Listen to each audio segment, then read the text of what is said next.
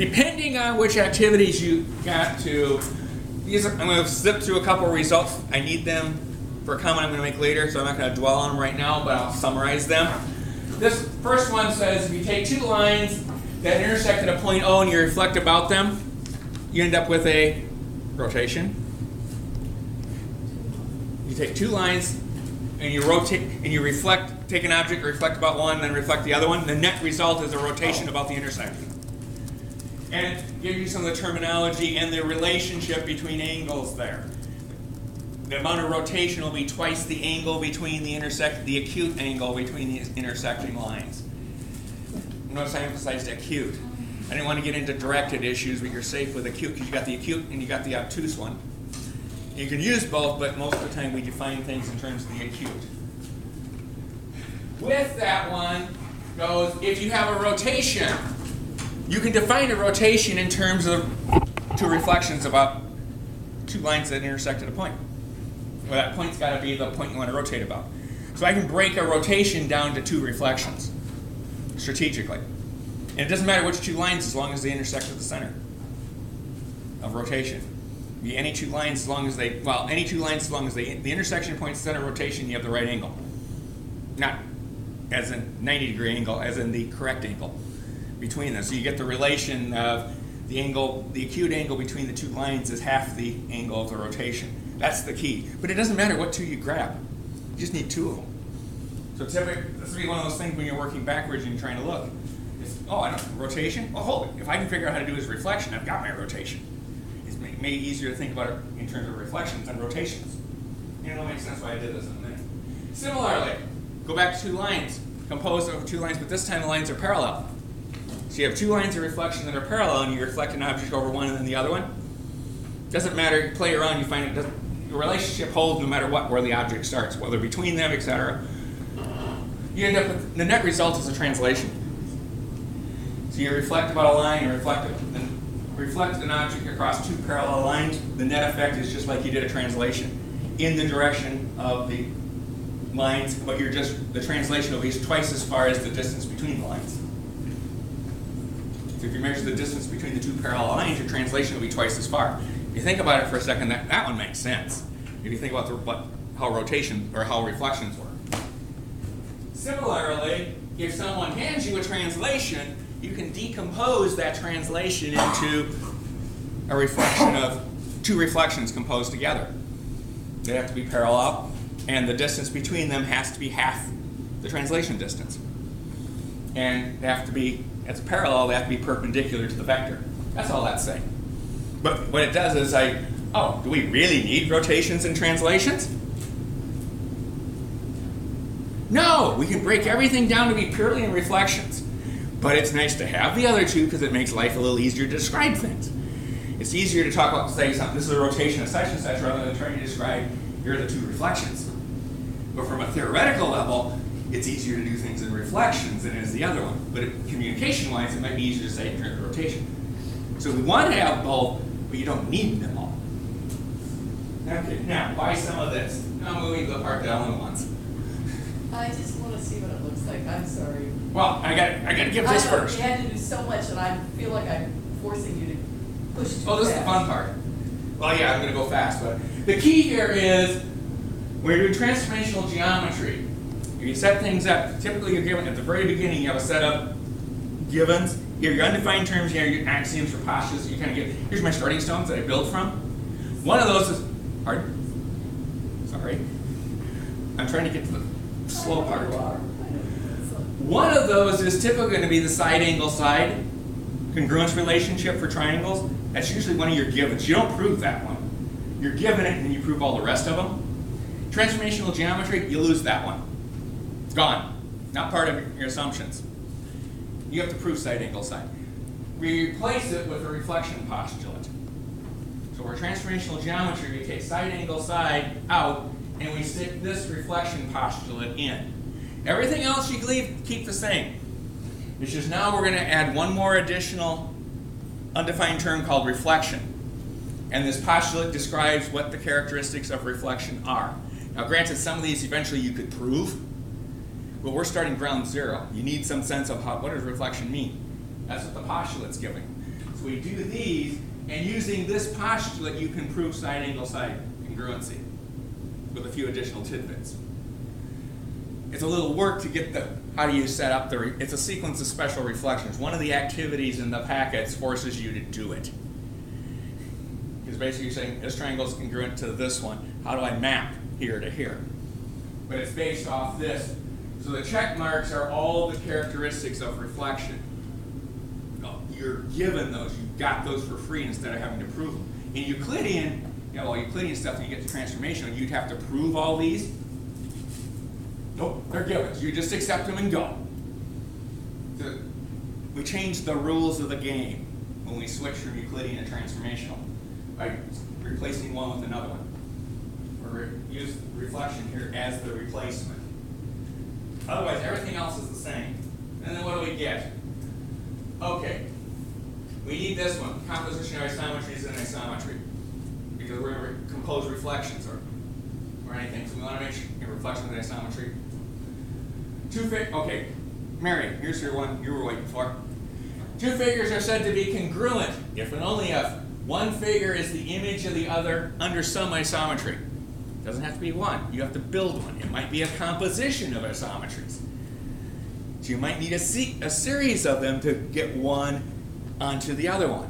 But you just, remember, this is why composition of isometries and isometry, you put them all together, you got an isometry. It's just you got to build it up.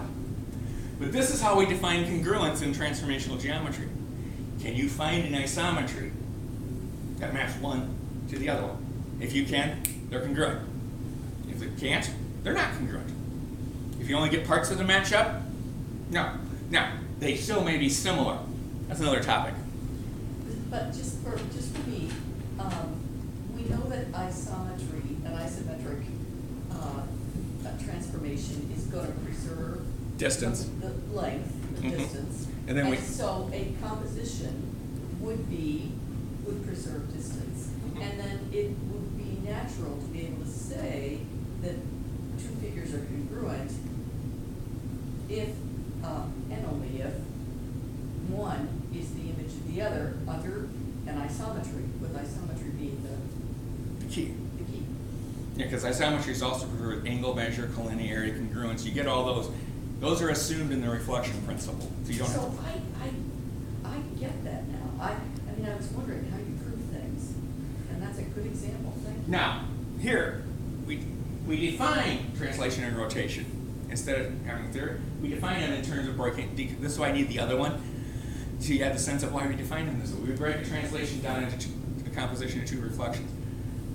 Well, parallel. We define a rotation to be a composition of two reflections of two lines that intersect. So we define them this way as opposed to treating them as theorems like we did. The other one would have been. In Euclidean, you would have treated them as theorems. Proof. Here they become the definitions. So instead of the definitions I gave you earlier with all the other pieces in them, in transformational geometry, if you're using the reflection principle as when you're postulating, you go in and define those two in terms of that, and then you prove that these are equivalent to the definitions I gave you. That's the nice thing about definitions, if they're really well, I won't say that because you got things like trapezoid. They're not equivalent because they do slightly different things, but you can prove parts one to the other one if they're truly equivalent. So I'm not going to use those per se, but I want you to be aware of them. Oops, is there a note there? Yeah, I'm thinking just as you're changing there, I think the transformational geometry that I studied in my previous life, shall we say, didn't focus on how to prove things, and I think I get it. Yay! Now, at least this part that you've shown us so far. now we're going to try proof. Actually, we got several. We're going to get through one. I've got several in the pieces here. Now, I'm building this up in such a way as first find an informal proof. The proof is going to work a little different. The informal proof would be kind of like 8th, 9th grade when you're doing the initial ones, more intuitive, inductive, less rigorous, but you're still conveying the key essential components. And then later they can move up to a more formal one. So that's what I want to focus. When you want to think of, even when you're trying to do them, you still want to think it through this way. Get an informal one first, then move to the formal one. Because you have to go through a different thinking process with transformational geometry than you do with Euclidean. It's a different mindset. Because you have to think in terms of motions and reflections. That's different than Euclidean when you're thinking compass and straight edge type constructions. My students last semester, once they made that connection that they have to think and look at things in a dynamic as opposed to a static perspective, it made finding things a lot easier to do. They still had to work at it, but they said, okay, now I have a sense of where I need to focus my attention. Okay, the first one, I'm just going to talk through vertical angle one. The very first one you looked at, we made two vertical angles. How'd you prove that the vertical angles were congruent? You folded? Okay, that's an intuitive one. You can't move that one to a rigorous proof though, because how do you know where to put that line rigorously? Because rigorous, you got to write it out in words. How do you know where to put that line you reflected over? You don't have a reference to it. So that intuitive proof will not translate into a formal proof easily without some additional work. There's a nicer one. Anyone else do it? Can anyone else think of a different way than folding it over so you get goes to the point and still show the two angles, the vertical angles or the opposite angles, which are also known as, are congruent? Could you just rotate it around? Yeah, rotate it above the intersection point. I'm kidding you. So you can do it. You can rotate it and match up the rays, or you can also use half turns. Oh. Half turn about that point. There are two proofs, formal proofs. One that turns a half turn that sets up a slightly different connotation, and one's just in a rotation, gives you a little more generic. Where the relation is, how do you line the pieces up? How do the rays match up to the rays? The rotational one, opposite rays don't land on opposite rays necessarily. They'll match up ray-wise, but not opposite rays. So what you're doing is you're rotating about the other angle that's between them, not the one you're trying to prove congruent, but the supplement, what we would call the supplement, or the other part of the linear pair. You'd rotate that far, which means the close one would rotate to the far one and then back over. Whereas half turn definition, you'd have the corresponding ray would end up on its opposite ray, so line goes to line. You still get the same result, it's just how the pieces match up. When you're proving things in transformational geometry, you're proving that your isometry sends the corresponding part to corresponding part. That's a little more intuitive, but that's, first you have to have that image, and then you can start, okay, now how do I do it? How do I describe it? How do I match things up? It's the matching up part. That's the harder part in the description. That's the part that's different. So what do I mean? Okay. If you did first part of 4.2, you're ready for this one.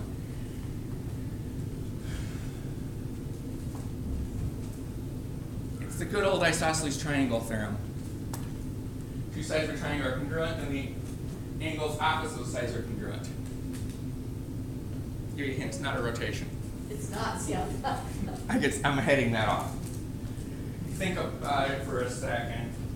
You did the activity, what'd you do? What'd you reflect about? Well, not the midpoint of the base. Well, you can reflect about a point, and I've got a comment in there on that, but we want to remember reflections are about lines. There is a reflection about a point. We reflected over the median line, wasn't it? Well, we can show it's the median line, but we don't necessarily know that immediately. Okay. But that's a special property of How else isosceles can I refer triangles. to it? It's also known as the, Bisector of what? of the angle. Angle bisector. Okay. You reflect, the line, the crease you put in was the angle bisector of the third angle. That's the key, is the angle bisector. Because angle bisector is more general than the median part, because the median being the angle bisector is special to isosceles. Yes, you could do that, but in terms of theory, you're going to have the angle bisector part earlier. That's kind of the key. Okay, so I have a nice little picture there. By the way, how can you draw an isosceles triangle on patty paper?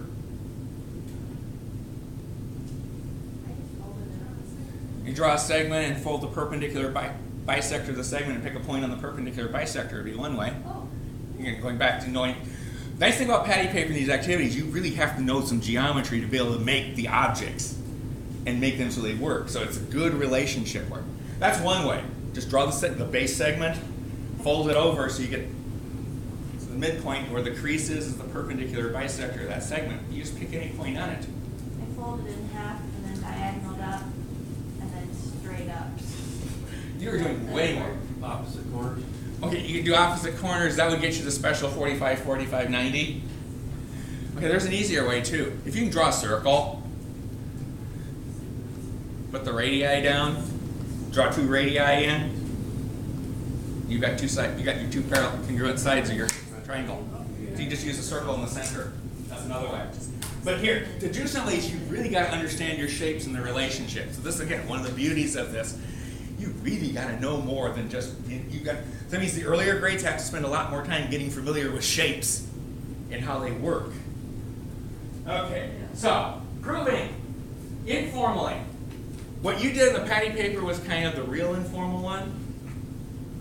Visual, just check for evidence. We can modify that a little bit to get the informal one, because what we want to do is, doing it this way, by using the angle bisector. The angle bisector goes through point A. What happens to point A when you reflect it across the angle bisector? It's itself. It's fixed.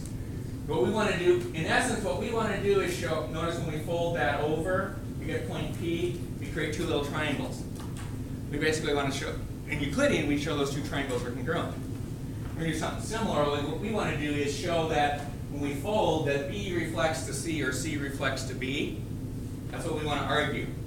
So what we have to do is, I'm not going to grab my pointer, the angle bisector gives you control. You're looking for things that give you control. If you're a control freak, geometry proofs are your thing. Because when we put auxiliary pieces in, we're looking for putting them in places where we have control.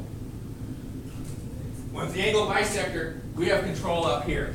It means when we reflect here, the angle CAP, because these two are, when we reflect this angle over, this angle will be congruent to the reflected angle, and that angle, but this angle is also congruent to this angle. So that means this angle right here is congruent to the reflected angle, so this side has to match up to this side. Protractor postulate. How you define angles. You got a fixed base, that's the angle bisector. You're showing that the angles work there. So you get that this ray maps onto this ray, and then you say, okay, now to get them on, this length right here has to move here. So C would go to some point X. I don't know where it goes, I want it to be B. So C would go to some point X. I've just argued that, yeah, it has to be on this ray someplace. But now saying, oh, AC is congruent to AX, isometry property. This segment is reflected to a congruent segment. But AC is also congruent to AB. So AB has congruent to AX. Ruler postulate says from A, you can only measure out that distance in one manner. So C has to go to B. Yes? Do we even need to do that though? Because AP is going to be the same length, and you can already say it's reflected onto itself, and therefore we've proven it by side angle side. We don't have side angle side though. We replace that with the reflection principle. You do not have side angle side. That's the thing about this is where you have to think differently. You do not have that tool. That's the thing about transformational geometry. This is why it's going to be so difficult initially. Is you have a different set of tools. Granted, they'll start merging back together.